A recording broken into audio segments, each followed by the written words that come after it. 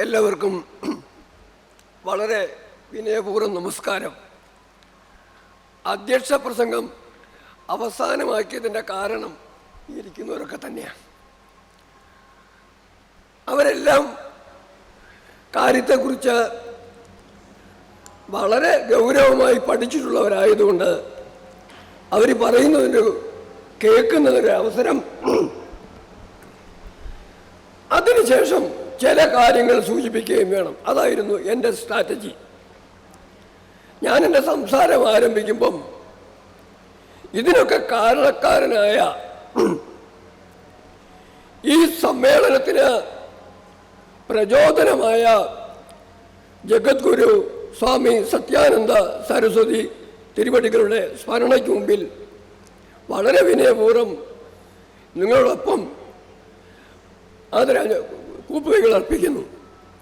അടുത്തത്, അദ്ദേഹത്തിന് മുമ്പ് തിരുവിതാംകൂറിൻ്റെ ചരിത്രത്തിൽ, ഭാരതത്തിൻ്റെ ചരിത്രത്തിൽ അധിനിവേശ ശക്തികൾക്കെതിരെ പോരാടി ജീവത്യാഗം ചെയ്ത വേലുത്തമ്പി ദളവായിയുടെ സ്മരണയും എൻ്റെ മനസ്സിലേക്ക് കടന്നു വരികയാണ്. അതിന് കൃത്യമായും വഖഫ് ബില്ലുമായിട്ട് ബന്ധവുമുണ്ട്. ഇപ്പോഴീ പറയുന്ന ഈ വഖഫ് ആക്ട്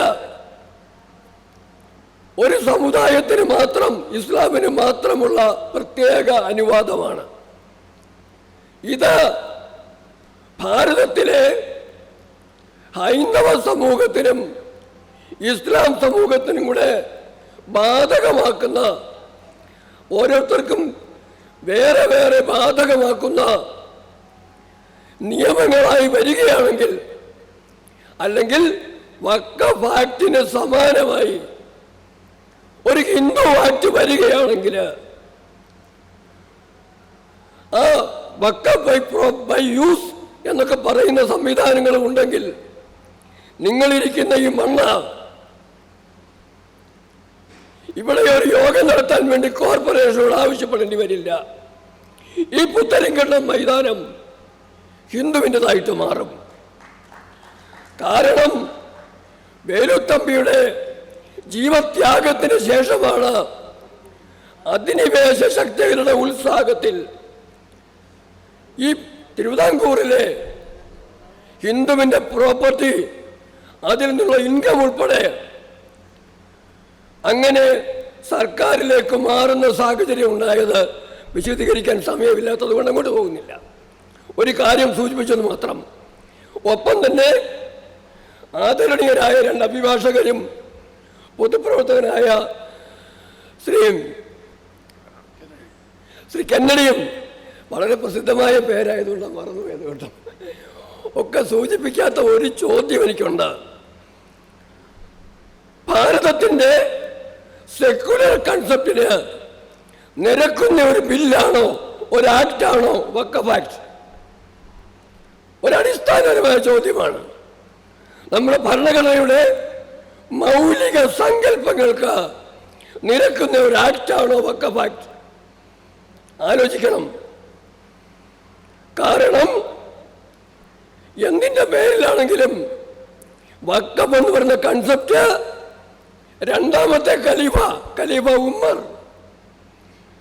തുടങ്ങി വെച്ചതാണ്. അജിത് സാറ് പറഞ്ഞത് ശരിയാണ്.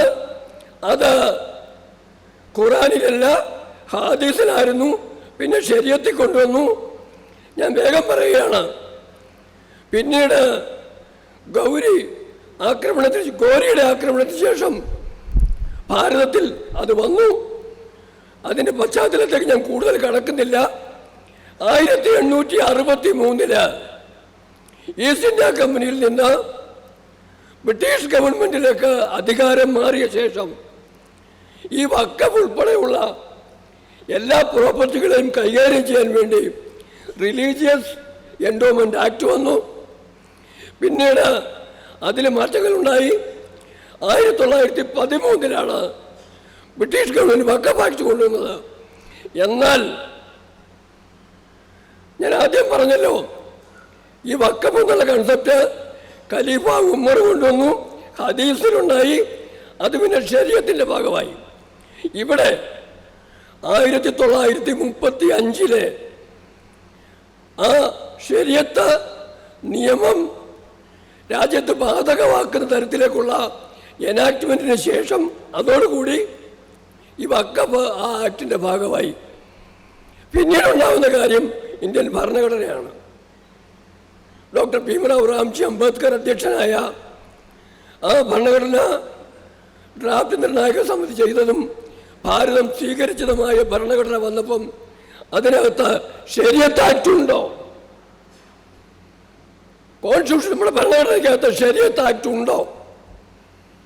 ഭരണഘടന ശരീഅത്ത് ആക്ടുമായിട്ട് ഇൻഡിപെൻഡൻ്റ് ആണ്, ഇല്ല.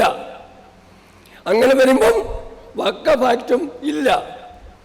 ശ്രീ ഷോൺ ജോർജ് ചോദിച്ച ഒരു ചോദ്യം, രാഹുലിൻ്റെയും പ്രിയങ്കയുടെയും കയ്യിലിരിക്കുന്ന ഭരണഘടനയ്ക്കകത്ത് അത് ഒറിജിനൽ ഭരണഘടനയാണെങ്കിൽ അതിൽ വഖഫ് ആക്ട് ഇല്ല. പിന്നെ ആ കാണ്ട സാധനം, ആ ഡയറി പോലെ ഇരിക്കുന്ന സാധനം, ചൈനക്കാരൻ്റെ ചുവപ്പിൻ്റെ നിറം പെയിൻറ്റ് ചെയ്ത സാധനം, അതിനകത്തൊന്നുമില്ല എന്നുള്ളതാണ് വേറൊരു വസ്തുത. വെറും വെള്ള പേപ്പർ പെയിൻറ്റ് ചെയ്ത 2 ഡയറികളാണെന്ന് നാഗ്പൂരി വെച്ച് കണ്ടുപിടിച്ചതാണ്.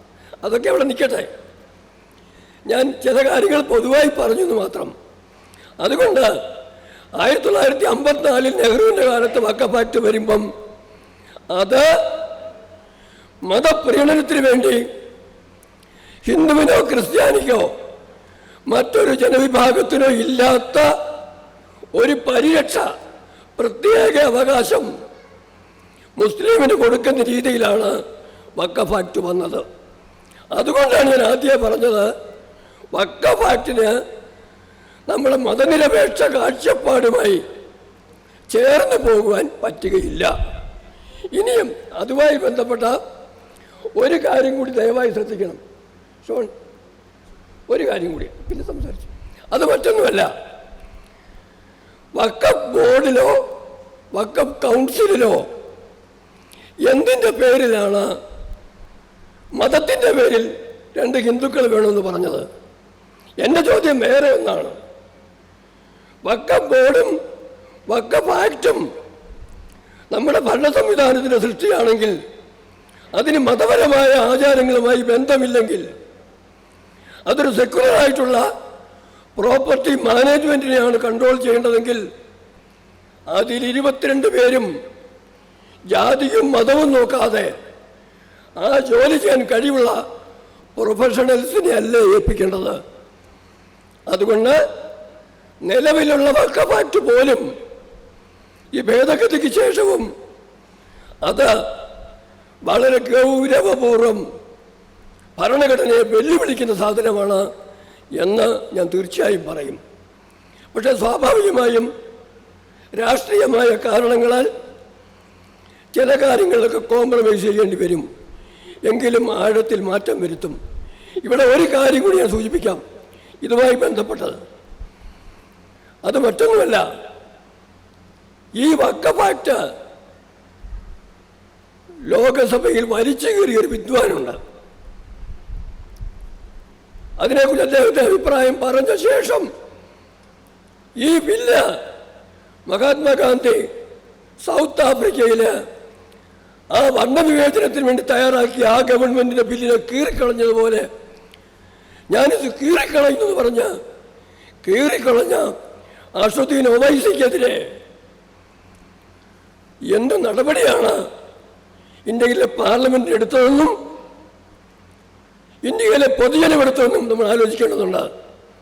ഇന്ത്യയിലെ പാർലമെൻറ്റ് പരിഗണിക്കുന്ന ബില്ല് അവിടെ കീറിപ്പറഞ്ഞ വിദ്വാൻ കുറച്ച് കാലം കൊണ്ട് പറഞ്ഞൊരു വാചകമുണ്ട്. അദ്ദേഹത്തിൻ്റെ അനുജൻ 15 മിനിറ്റ് ഈ ശൈലിയിലാണ് പറയുന്നത്.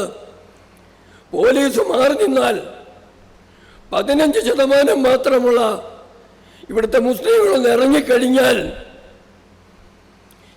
കൊന്നൊടുക്കുവാൻ ഇല്ലാതാക്കുവാനുള്ള ഹൈന്ദവ സമൂഹം ഉള്ളെന്നും ഞങ്ങളങ്ങനെ ചെയ്യുമെന്നും പറഞ്ഞ അസദുദ്ദീൻ ഒവൈസിയുടെ അനുജൻ, ആ പറഞ്ഞ അനുജൻ്റെ ജ്യേഷ്ഠനായ ഒവൈസി, അയാളാണ് അത് അവിടെ വെച്ച് കീറിക്കളഞ്ഞത്. നിങ്ങൾ ആലോചിക്കണം, ഇനി ഞാൻ വിഷയത്തിൻ്റെ മൗലികമായ ആവശ്യത്തിലേക്ക് വരികയാണ്. എനിക്കൊരു ഒന്ന് രണ്ട് കാര്യങ്ങൾ സൂചിപ്പിക്കാനുണ്ട്. സമയം എന്തായാലും 1 മണിക്കിപ്പുറം തീരുകയും ചെയ്യും, അതിനപ്പുറത്തേക്ക് പോവില്ല. അത് അജിത് സാറ് പറഞ്ഞ ഒരു കാര്യം, വഖഫ് ബൈ ഓറൽ വഖഫ്, വാക്കാൽ വഖഫ്. ഈ വാക്കാൽ വഖഫ് ഇല്ലാതാക്കിയതിൻ്റെ കൂടുതൽ ഗുണം ആർക്കാം? ഈ വാക്കാൽ വഖഫിൻ്റെ ഏറ്റവും വലിയ നെഗറ്റീവ് ഇമ്പാക്റ്റ് എന്ന് പറയുന്നത് കുടുംബത്തിലെ ഒരാൾ സ്വത്തൊക്കെ കൈകാര്യം ചെയ്യുന്ന ആൾ, അയാൾക്ക് ഭാര്യയോടോ മക്കളോടോ വിരോധം തോന്നി. ഒരു മുസ്ലിം സേട്ട വേണമെങ്കിൽ നമ്മൾ കുഞ്ഞാലിക്കുട്ടിയാണെന്ന് വിചാരിച്ചു, ഉദാഹരണത്തിന്. കുടുംബക്കാരുടെ വഴക്കുണ്ടാക്കിയിട്ട് ഇതെല്ലാം കൂടെ ഞാൻ വഖഫാക്കുന്നു എന്ന് പറഞ്ഞു കഴിഞ്ഞാൽ പോയില്ലേ? ഒരിക്കൽ പറഞ്ഞാൽ പിന്നെ തിരിച്ചെടുക്കാൻ പറ്റില്ല.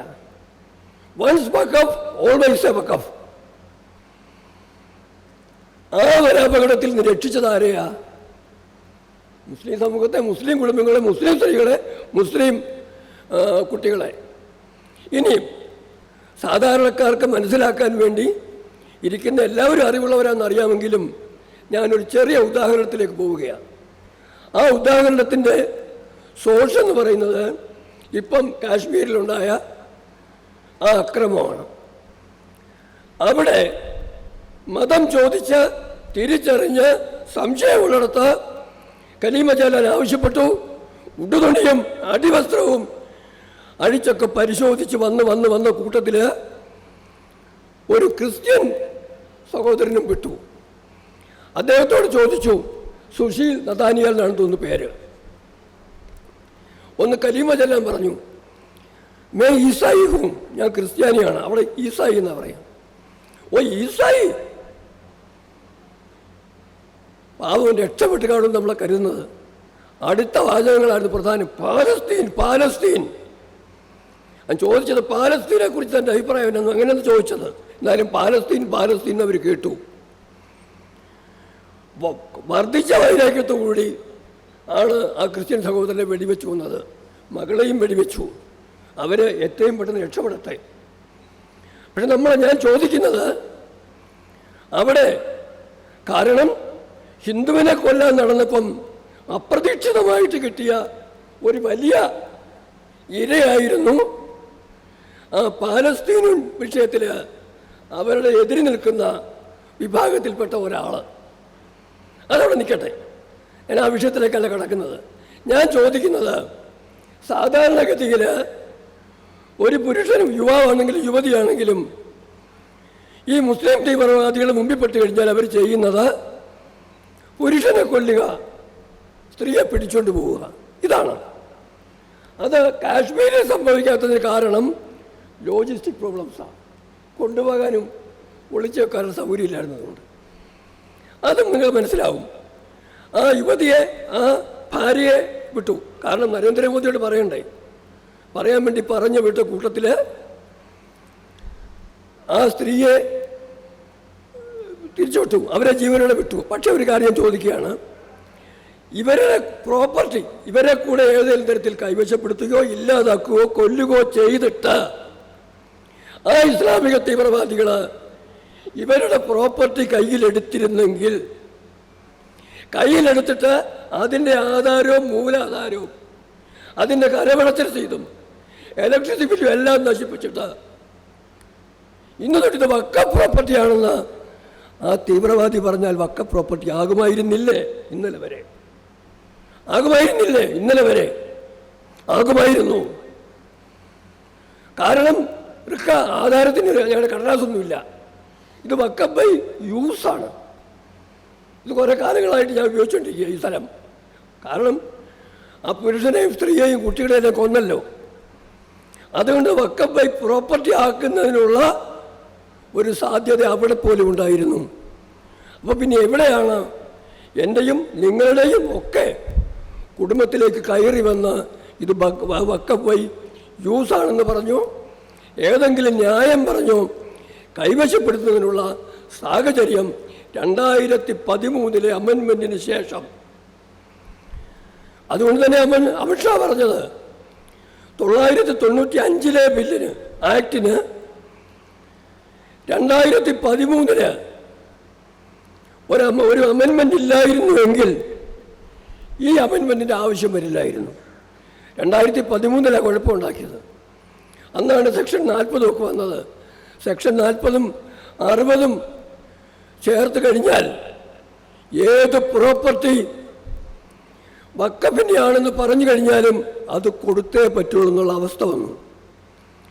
ആ കാലം കൊണ്ട് ആ 13-ന് ശേഷമുള്ള 24-നകം നേരത്തെ ഉണ്ടായിരുന്നതിൻ്റെ 2 ഇരട്ടി വഖഫ് പ്രോപ്പർട്ടി ഉണ്ടായി എന്നുള്ളതാണ് സത്യം. ഇവിടെ നമ്മളൊരു കാര്യം ഓർക്കണം, വളരെ പ്രധാനപ്പെട്ട വിഷയമാണത്.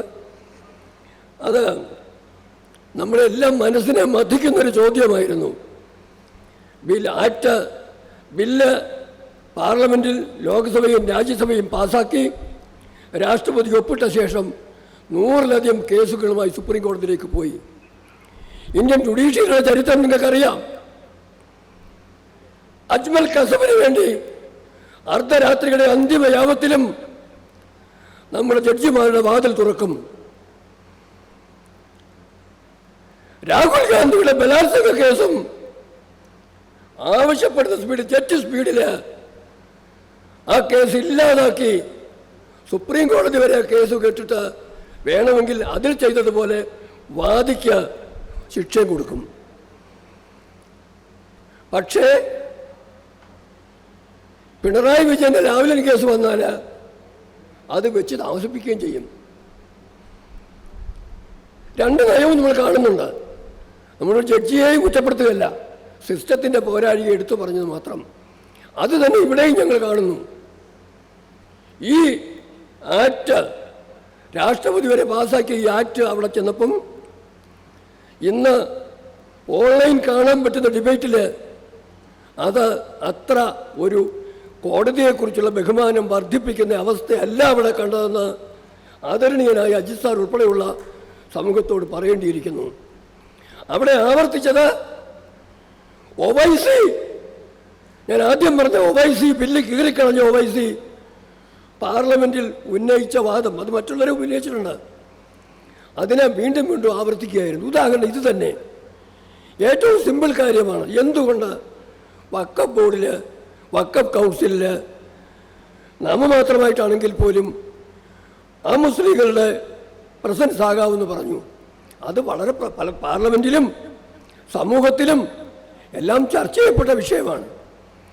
ആ വിഷയത്തിൻ്റെ ചോദ്യം ഉന്നയിച്ചെന്ന് പറയുന്നത് അത് സമൂഹത്തിൽ നടക്കുന്ന കാര്യങ്ങളൊക്കെ കേട്ടില്ല എന്ന് നടിച്ചുകൊണ്ടല്ല, അതൊരു പ്രധാനപ്പെട്ട വിഷയമാണെന്ന് കോടതിക്കും ബോധ്യപ്പെട്ടെന്ന് സമൂഹത്തെ മനസ്സിലാക്കാൻ വേണ്ടിയായിരുന്നു. കുഴപ്പമില്ല. അമിത്ഷാ പാർലമെൻറ്റിൽ പറഞ്ഞിട്ടുണ്ടായിരുന്നു ഉടനെ ഒന്നും പുതിയ നിയമനം നടക്കാൻ പോകുന്നില്ല എന്ന്. വഖഫ് പ്രോപ്പർട്ടിയുടെ കാര്യത്തിലാണെങ്കിൽ രജിസ്റ്റർ ചെയ്ത വിവാദമില്ലാത്ത കാര്യങ്ങൾ പുതിയതായിട്ട് കുത്തിപ്പൊക്കുകയില്ലെന്നും അവിടെ കിരൺ റിജിജു ഓഫർ ചെയ്ത. ഇതിനപ്പുറമുള്ള ഒരു വാഗ്ദാനവും കൊടുത്തിട്ടല്ല മെയ് 5 വരെയുള്ള ഒരു ഇടക്കാല സ്റ്റേ ഒഴിവാക്കുന്ന നടപടിയിലേക്ക് സുപ്രീം കോടതി പോയത്. ഞാൻ സൂചിപ്പിക്കുന്നു മാത്രം. ഇടയ്ക്ക് സാറ് പറഞ്ഞൊരു വിഷയമുണ്ട്. ആർട്ടിക്കിൾ 25-ൻ്റെ കേസിൽ സുപ്രീം കോടതിയിൽ ഒരു ജഡ്ജി തന്നെ പറഞ്ഞു, ഞാൻ വേഗമായിട്ട് കേട്ടത് ബഹളമായിരുന്നു. അദ്ദേഹം തന്നെ പറഞ്ഞിട്ടുണ്ട്, this Waqf board and council has got nothing to do with the religious practice of the Islam community. 25 എന്ന് പറയുന്നത് മതപരമായ കാര്യങ്ങൾ പാലിക്കുന്നതിനുള്ള ഒരു ഘടകം മാത്രമാണെന്നും പറഞ്ഞു. ഇവിടെ ഞാൻ ഒരു കാര്യം പ്രത്യേകിച്ച് സാധാരണ ആളുകൾക്ക് മനസ്സിലാക്കാൻ വേണ്ടി അദ്ദേഹത്തിൻ്റെ ഭാഷയിൽ നിന്ന് താഴോട്ടിറങ്ങിയെന്ന് പറയുക. നിങ്ങളെല്ലാവരും ക്ഷേത്രങ്ങളിലും പള്ളികളിലൊക്കെ പോകുന്നവരല്ലേ? അവിടെ ചെന്ന് കാണിക്കയിടാറുണ്ട്, വഴിപാട് കഴിക്കാറുണ്ട്. വഴിപാട് കഴിക്കുന്നതും അർച്ചന നടത്തുന്നതും ഒക്കെ നമ്മുടെ വിശ്വാസത്തിൻ്റെയും ആചാരത്തിൻ്റെയും ഭാഗമാണ്. പക്ഷെ അവിടെ ഇടുന്ന പൈസ എന്ന് പറയുന്നത് അത് പൈസയായിട്ട് അവിടെ കിട്ടിക്കഴിയുമ്പം അത് അവിടുത്തെ ഒരു അസറ്റായിട്ട് മാറുക. ആ അസറ്റ് കാണിക്ക വെഞ്ച് കുത്തി തുറന്ന് ഏതെങ്കിലും കമ്മിറ്റിക്കാരൻ അടിച്ചുകൊണ്ട് പോയെങ്കിൽ അതിന് പരാതിപ്പെടുത്തുന്ന ആരോടാ? ക്ഷേത്രത്തിലെ തന്ത്രിയോടാണോ? അമ്പലം കമ്മിറ്റിയോടാണോ? അതിൻ്റെ കേസ് പോകുന്നത് രാജ്യത്തെ പോലീസ് സംവിധാനത്തോട്ടല്ലേ പോകുന്നു. അവരെ പോലീസ് സ്റ്റേഷനിൽ കയറ്റും, നിയമത്തിന് മറുപടി പറയിപ്പിക്കും എന്ന് പറഞ്ഞതുപോലെ വഖഫിൻ്റെ പേരിൽ മുസ്ലിം സമൂഹം സംഭാവന ചെയ്ത ആ അസറ്റ് സമ്പത്ത് അടിച്ചു മാറ്റുന്നവരെ പിടിച്ചു നിർത്താൻ, വേണ്ട കാര്യത്തിൽ ഉപയോഗിക്കാതിരിക്കുന്നത് ഒഴിവാക്കാൻ, വഖഫിൻ്റെ പ്രോപ്പർട്ടിയിൽ 5 സ്റ്റാർ ഹോട്ടൽ പണിത് അവിടെ പന്നിയിറച്ചിയും മദ്യവും വിൽക്കുന്ന സമ്പ്രദായം പാടില്ല എന്ന് പറയുന്നതിന് ഒരു വ്യവസ്ഥ ഉണ്ടാവണ്ടേ? ആ വ്യവസ്ഥ തന്നെയാണ് ഈ വഖഫ് ബോർഡും വഖഫ് കൗൺസിലും ചെയ്തിരിക്കുന്നത്. ഇനിയും അതിൻ്റെ മതേതരത്വ സ്വഭാവം പറയുമ്പം പിന്നെയും കൺഫർമേഷൻ ആവാത്തോടെ തിരിച്ചൊരു ചോദ്യം കൂടെ, ദേവസ്വം ബോർഡിൽ ഹിന്ദുവിനെ പറ്റുമോ എന്ന്. പറ്റുമല്ലോ. നിങ്ങൾ കണ്ടിട്ടില്ലേ ശബരിമല ക്ഷേത്രം നടക്കി ചെന്നിട്ട് എല്ലാവരും തൊഴുമ്പം കൈ കെട്ടി നിൽക്കുന്ന, എല്ലാവരും തീർത്ഥം കുടിക്കുമ്പം തീർത്ഥം പുറത്തേക്ക് കളയുന്ന അവർ വിശ്വാസികളാണ്, ഹിന്ദുവാണ്. അവർക്ക് ദേവസ്വം മന്ത്രിയായിട്ടിരിക്കാമെങ്കിൽ, അവർക്ക് ദേവസ്വം ബോർഡിലിരിക്കാമെങ്കിൽ അഹിന്ദുക്കള് ക്ഷേത്ര ഭരണത്തിലേക്ക് വരുന്ന സാഹചര്യം സംസ്ഥാന തലത്തിലും പ്രാദേശിക തലത്തിലും നിലനിൽക്കുന്നുണ്ട്. അതുകൊണ്ട് ആ ന്യായകാര്യം പറയണ്ട. ഞാൻ ഇക്കാര്യത്തെക്കുറിച്ച് കൂടുതൽ പറയുന്നില്ല. പ്രധാനപ്പെട്ട കാര്യം, ഇന്നലെ കേന്ദ്ര ഗവൺമെൻറ് സുപ്രീം കോടതി പറഞ്ഞതനുസരിച്ചിട്ട് ആ പ്രിലിമിനറി കൗണ്ടർ അഫിഡവിറ്റ് ഫയൽ ചെയ്ത് കഴിഞ്ഞു. എത്ര അതിൻ്റെ വലിപ്പമെന്നറിയാമോ? 1382 പേജുണ്ട്. ഉയർത്തിയ ചോദ്യങ്ങൾക്കെല്ലാം കൃത്യമായ മറുപടി, വേണ്ട ഡേറ്റകളെല്ലാം സഹിതം, പ്രോപ്പർട്ടിയുടെ കണക്കും ലഭിച്ച വരുമാനവും മുസ്ലിം സമുദായത്തിനുൾപ്പെടെ നഷ്ടപ്പെട്ട തുകയുടെ കണക്ക്, ഓരോ ഭേദഗതിയെയും ന്യായം ആണെന്ന് പറയുന്ന, ശരിയാണെന്ന് പറയുന്ന കാര്യങ്ങളടങ്ങുന്ന 1382 പേജ് പ്രിലിമിനറി കൗണ്ടർ വിറ്റ് കൊടുത്തു കഴിഞ്ഞിരിക്കുന്നു.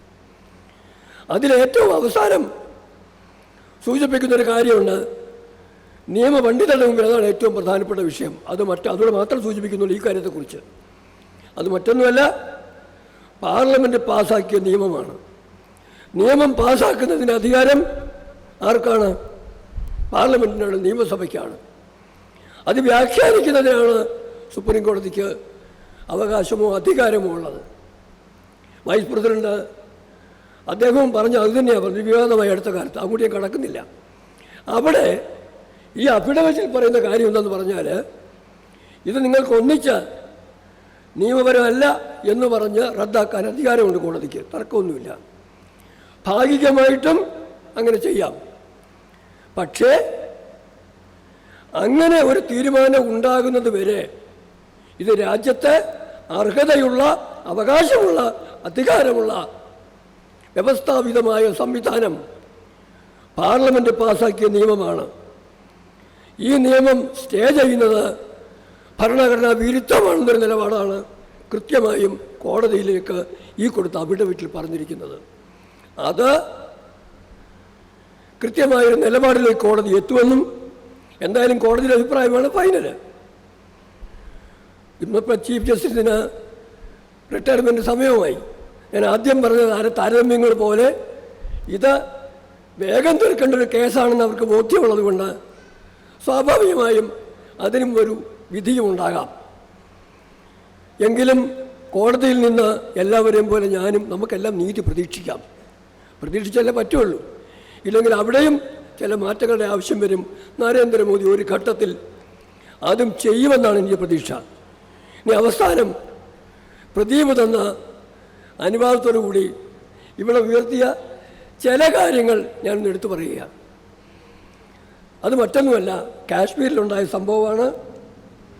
അവിടെ ഇവിടെ നിന്ന് പോകുമ്പോൾ നിങ്ങളുടെ മനസ്സിൽ വെക്കാൻ വേണ്ടി ഒരു ചോദ്യം ഞാൻ ചോദിച്ചു വിടുകയാണ്. ഇന്നത്തെ ഇന്ത്യൻ എക്സ്പ്രസ് പത്രത്തിൽ ഞാനൊരു വാർത്ത വായിച്ചു. കാശ്മീരിൽ പ്രശ്നമൊന്നുമില്ല, കാശ്മീരിൽ മനോഹരമായ കാശ്മീരിനെ ആസ്വദിക്കാൻ വേണ്ടി വരുവിൻ, ആഹ്ലാദിപ്പിൻ എന്ന് പറഞ്ഞ ന്യൂസ് ഐറ്റമുണ്ട്. ഇത് അപകടകരമായൊരു ന്യൂസാണ്. കേന്ദ്ര ഗവൺമെൻറ് നമ്മുടെ ഭരണ സംവിധാനം പറഞ്ഞു കഴിഞ്ഞു, തൽക്കാലത്തേക്ക് അവിടെ വലിയ മൂവ്മെൻ്റ് ഒന്നും വേണ്ട എന്ന്. പട്ടാളത്തിലെ മൂവ്മെൻറ്റ് പോലും മറ്റു കൂട്ടർ, അതായത് മീഡിയയും മറ്റും പ്രദർശിപ്പിക്കുന്നത് ഒഴിവാക്കാൻ ആവശ്യപ്പെട്ടിരിക്കുക. ആ ഒരു നിർണായക ഘട്ടത്തിൽ ഭാരതത്തിൻ്റെ മറ്റു ഭാഗത്തുള്ള ആളുകളെ തീവ്രവാദികൾക്ക് വേണ്ടത്ര ഹിന്ദുവിനെയും ക്രിസ്ത്യാനിയെയും അവിടെ എത്തിക്കാനാണോ, അത് ഒരു പ്രതിരോധത്തിനുള്ള സന്ദർഭം ഉണ്ടാക്കാൻ വേണ്ടി ഭാരതം തിരിച്ചടിക്കുമ്പം തടസ്സം സൃഷ്ടിക്കാൻ വേണ്ടി ബോധപൂർവം ചെയ്യുന്നതാണോ എന്ന് ആലോചിക്കേണ്ടിയിരിക്കുന്നു. ഒപ്പം തന്നെ അങ്ങ് പറഞ്ഞതുപോലെ രമേശ് ചെന്നിത്തലയും രാഹുലും മറിയം അലക്സാണ്ടർ ബേബിയും കമ്മ്യൂണിസ്റ്റ് മാർക്സിസ്റ്റ് പാർട്ടിയുടെ ദേശീയ മാധ്യമത്തിലെ വക്താവ് വിക്രം ശ്രീവാസ്തവ, അവരെയൊക്കെ ആവേശപൂർവ്വം അഖിലേഷ് യാദവ്, ശരത് പവാറൊക്കെ പറഞ്ഞ കാര്യമുണ്ട്. അത് മാത്രമാണ് ഞാൻ പറയാൻ ഉദ്ദേശിക്കുന്നത്. അതായത് സുരക്ഷാ വീഴ്ച കൊണ്ടല്ല ഇത് സംഭവിച്ചത്. നമ്മുടെ രഹസ്യ ഏജൻസികൾക്ക് ഉത്തരവാദിത്വമില്ലേ? അവരെ ഭരിക്കുന്ന നരേന്ദ്രമോദിയല്ലേ ഈ മരണങ്ങൾക്ക് കാരണം ചോദിക്കുന്നു. ഞാൻ മറിച്ചൊരു ചോദ്യം ചോദിക്കുക, നിങ്ങൾ കേൾക്കണം. ജോൺ എഫ് കെന്നഡി അമേരിക്കൻ പ്രസിഡൻ്റായിരുന്നു. ആ പദവിയിലിരിക്കുമ്പോൾ അദ്ദേഹം മരിച്ചു. എബ്രഹാം ലിങ്കൺ അതുപോലെ തന്നെ മരിച്ചു. ജവഹർലാൽ നെഹ്റു പ്രധാനമന്ത്രിയായിരിക്കുമ്പോൾ മഹാത്മാഗാന്ധി കൊല്ലപ്പെട്ടു. ഇന്ദിരാഗാന്ധി പ്രധാനമന്ത്രിയായപ്പോൾ മരിച്ചു, കൊല്ലപ്പെട്ടു. രാജീവ് ഗാന്ധിയും കൊല്ലപ്പെട്ടു. ഇവരെയൊക്കെ കൊന്ന സമയത്ത് ആ കേസിൽ പ്രതിക്കൂട്ടി കയറ്റി നിർത്തിയത് ആ രഹസ്യ അമേരിക്കയിലെയും ഇന്ത്യയിലുമൊക്കെ കൺസേൺഡ് സമയത്ത് രാജ്യം ഭരിച്ചിരിക്കുന്ന രാജ്യത്തലവന്മാരെയായിരുന്നു. എബ്രഹാം ലിങ്കൺ മരിച്ചുപോയി, കെന്നഡിയും മരിച്ചു, ഇന്ദിരയും മരിച്ചു. സമ്മതിക്കുന്നു, അവരെ പ്രതിക്കൂട്ടി കയറ്റാൻ പറ്റില്ലായിരുന്നു. പക്ഷേ മഹാത്മാഗാന്ധി മരിച്ചപ്പോൾ നെഹ്റു ഉണ്ടായിരുന്നല്ലോ. എന്താ നെഹ്റുവിനെ പ്രതിക്കൂട്ടി കയറ്റി നിർത്തി? അന്ന് ആരും വിചാരണ ചെയ്തില്ല, ഇന്നിവരാരും ഇത് പറയുന്നുമില്ലല്ലോ.